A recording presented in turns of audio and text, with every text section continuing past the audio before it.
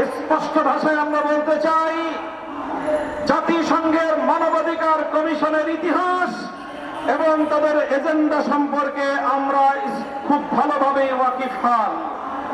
আমরা বাংলাদেশের মানুষের পক্ষ থেকে এদেশের স্বাধীনতার সার্বভৌমত্ব রক্ষার স্বার্থে বাংলাদেশের মানুষের আবহমান কাল থেকে চলে আসা ধর্মীয় ইতিহাস এবং ঐতিহ্য রক্ষার স্বার্থে জাতিসংঘের মানবাধিকার কমিশনের কার্যক্রমকে বাংলাদেশে পরিচালনা করবার সিদ্ধান্তকে রুখে দেওয়ার সিদ্ধান্ত ঘোষণা করছে। আমরা খাল কেটে কুমির আনবার মতো আত্মঘাতী কোন সিদ্ধান্ত গ্রহণ করবার অধিকার ইউনূস সরকারকে প্রদান করি নাই। ডক্টর ইউনূস সরকারের নেতৃত্বাধীন অন্তর্বর্তীকালীন সরকারকে আমরা বলি, আমরা এখনো পর্যন্ত আপনাদেরকে সহযোগিতা করে আসছি।